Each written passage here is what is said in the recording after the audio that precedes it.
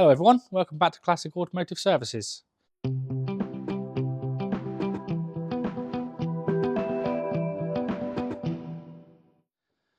Right, this week, again, yet another really busy week.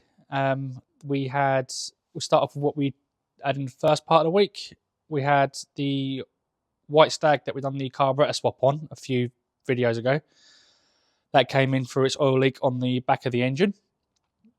And luckily, the gearbox didn't have to come out of it, as the rear crankshaft oil seal, it wasn't that was leaking. And also, luckily, it wasn't, because when I started work on it, because it was actually the sump that was leaking, when I got the sump off to change the gasket, it was very apparent that it was an early engine, which had the rope type oil seal in the for the oil seal, not the conventional type. So if anyone remembers the car, it was a 3.5 litre Rover. So before anyone comments saying Stags don't have a rope seal, I know they don't. So it didn't have the Stag engine in it. So we sorted that out, which that was quite a tricky job in itself, trying to get the sump off, as, like I just said, it had a 3.5 litre Rover engine in it, and it was very tight in there. And the only way you can do it, even on a Stag, is to actually drop the front cross member out.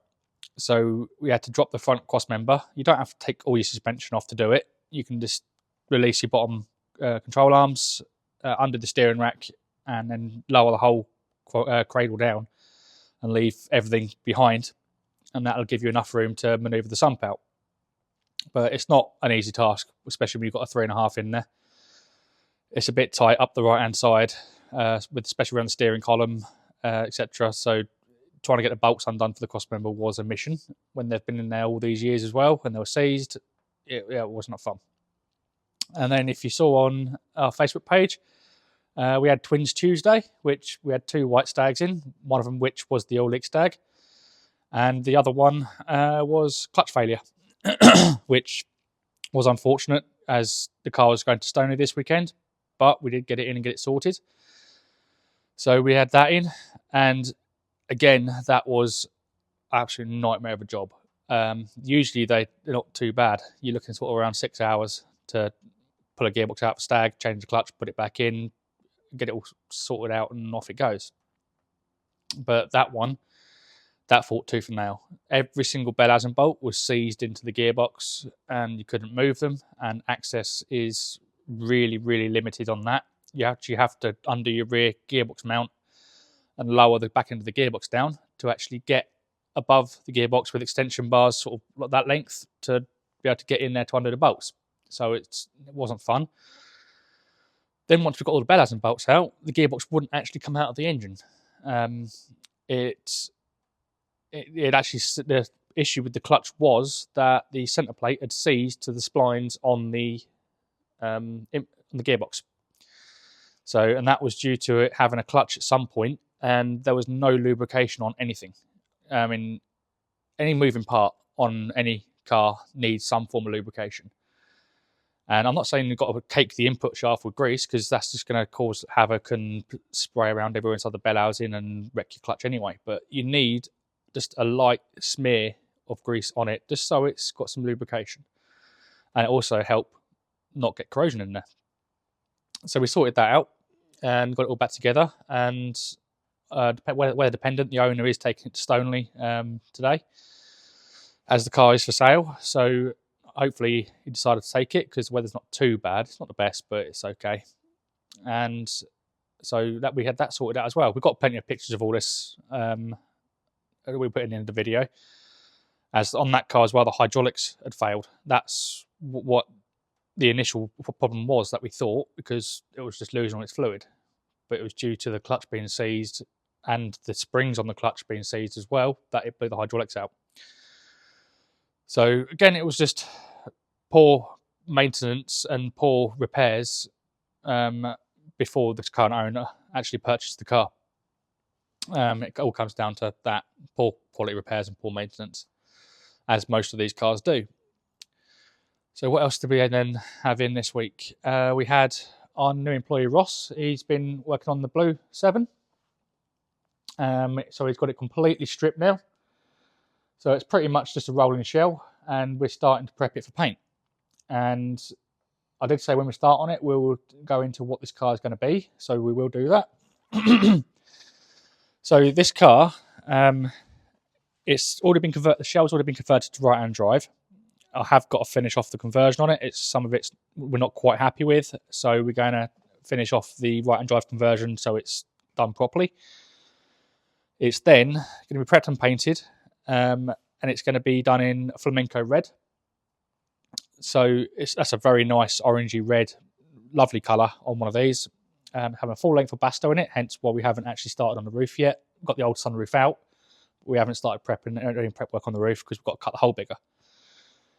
And it's getting built up as a TR8. So it's having all genuine 8 parts on it: engine, gearbox, axle, suspension. Everything on it is going to be genuine 8. So it's built up as a right-hand drive TR8 coupe. So it's going to be a very, very nice little car when that's done. As you can see from the car, it is very, very sound. It's never had any panel replacement. Excuse me. It's got all its original panels on it, original seals, front wings, everything are all original. So even the lower rear quarters are original and absolutely immaculate. So they were undersealed. So we've stripped off the underseal on the seals, the lower rear quarters and the arches so we can see how good they are. And also it's got which all of the 7s have, is the Ripley arches where it's been spot welded. So we've stripped it back to bare metal so we can give them a light skim and shape them so they're nice and flat. So they're not Ripley, as we don't like ripples. So if we look at the seals, they're all in bare metal and they're absolutely immaculate. There's no rust, no signs of rust anywhere. All the seams, we've wire wheeled all the seams out and got rid of all the factory sealer as it started to crack. And that's just no good. So we've wire wheeled the seams and got rid of the sealer. So that can then be prepped. And then once it's primed, then we will seam seal it so it gets primer inside the joint. Helps for future rust proofing. We aren't going to strip it back to bare metal, only certain areas where we need to do some body work on it, as there's no need to on this. It is 90% original paint. It's really thin. In places, it's actually rubbing through already. So there's no point spending time stripping it back to bare metal because it's not hiding anything underneath. So the paint's stuck well. We're going to key it up, do the repairs that need doing, as in body repairs. Obviously, they'll be done on bare metal, and then it'll be primed and painted. So the only bit of rust it had, we've got a photograph of it before we started, was here. This is the only panel on the car that has had paintwork done. I reckon it's had a slight knock on the rear quarter at some point, as it's got some dents and damage through here, which is not bad by any means. So, and it had got a bit of rust coming through as well. So we've cleaned it up. That'll get rust treated. We've got a bit more feathering in the paint to do, and then that can be skimmed. Well, I can actually probably dress out most of the damage first from inside. So it'll get even less filler in it. It's a very light skim, and that'll be there. So there's 1 or 2 little dents on the other side. That to do, and basically the arches to skim, as they're a bit ripply. But as you'll see, there's no rust, no rot, nothing. And then that's pretty much ready to prime. Once it's primed, obviously, then we can start doing the interior, engine bay, as it's having a full colour change. We can get it all cleaned up and painted so it's all one colour. And then it can start being built. So we have got all the engine, gearbox and running gear. We've got every part we need to build it. Which, like I said, all genuine parts, all genuine TR8 components. So it's going to be a very, very nice little car. And then other than doing the Stags, had a chance to get onto the Platinum TR8. And what I've done this week, I've spent a few hours here and there on it. So what I've managed to actually get the exhaust manifold sorted out, as they were blowing. Like I mentioned, I think it was last week when we started it up. There was that bank had blown a gasket out completely, and this side actually had no gaskets in it whatsoever. And the gaskets on the left-hand bank were fitted upside down. hence why they were blowing so much. I'll show you why in a minute, why they're, if you fit them upside down, what actually happens, because it is quite easy to do on one of these, especially when you're working in the engine bay, because the front two-cylinder gaskets go a different way to the back two-cylinder gaskets, side for side. So it can be easy to do if you get sidetracked and not paying attention. But yeah, I'll show you why in a minute on that engine over there, why the gaskets have to go one way around. So I've got them sorted out. I've then put the exhaust system on it just loosely to quieten the engine down because it was deafening. And we've got the carburetors set up now. And it runs absolutely beautifully. It really does. I'm pretty confident I've got the electrical issue sorted out on the ignition system now. I'm pretty sure I found the dodgy connection. And I've rectified it. And touch wood, it hasn't done it again since. So hopefully it will stay that way. This problem with intermittent faults, you never know if it's going to come back or not until it doesn't come back. So they can be tricky. So yeah, we've got the carburetors all set up. The only thing I'm doing at the moment, day by day, is adjusting the chokes. As the chokes this morning, I decided to try it as I gave them a little bit of adjustment yesterday, and because you have to set them up when they're cold, when the engine's cold, completely cold. And I come in this morning and it struggled to start. It was firing, but the chokes weren't on quite enough. So I've got to tweak them again and see how they are tomorrow morning.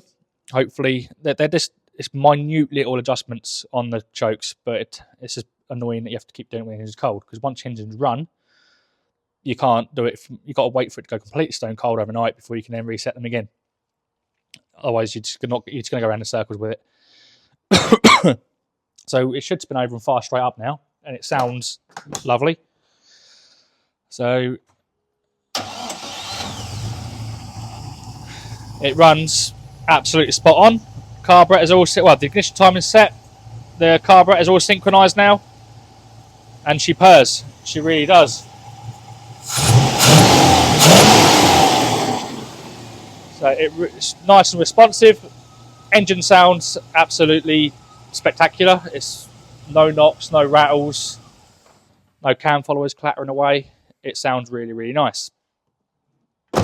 So next step on this one, which is what I'm going to be doing this upcoming week, is I've got the scuttle panel off already, and I'm going to tackle the bodywork. So there's this area here, if you want to have a look. So there's this area here of rot where it was stored in the garage and it had a leak onto here and it's rotted this panel. So it's a little bit of a fiddly repair, but nothing too bad. Luckily, when I got this scuttle panel off, it hasn't crept up towards the screen. So we haven't got to take the screen out to do it, which is a bonus. We can keep it below here, do a nice repair on there, prep and paint that. And then we've got the bit on the front panel to do. We've got a little bit of bubbling coming through here, so which is not overly nice. So we're going to prep and paint that, but due to the colour, obviously it's going to have to be blended through the front wing and the bonnet, and then the bonnet, front panel, front wing will all have to be re-lacquered.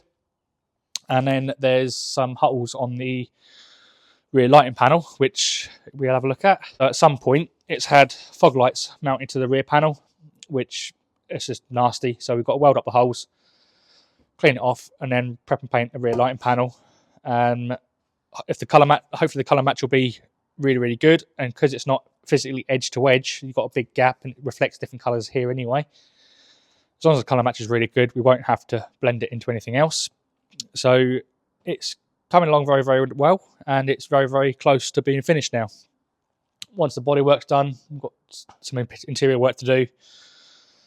Give it all a good clean up, fresh wheels and tyres. One or two more little electrical things to sort out on it. The wipers, I have found the issue with them. They're just partly seized up. And the reverse light is on constantly when you start it up, as the switch on the gearbox is stuck. Again, no big deal. And the indicators aren't working, but the hazards do. So I'm assuming, well, no, don't ever assume, but on these TRs, it's very often the hazard switch which plays up, as that's the switch that switches it from two-way to four-way. And I'll have to have a look at it, but I think the two-way connections are probably corroded and it's not actually making a circuit.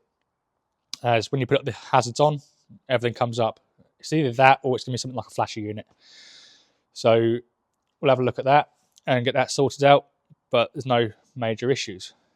But we'll go and have a look at the engine and I'll show you why the gaskets can't go upside down. If we have a look at the engine for the prototype, if I pop this off quickly and just undo it.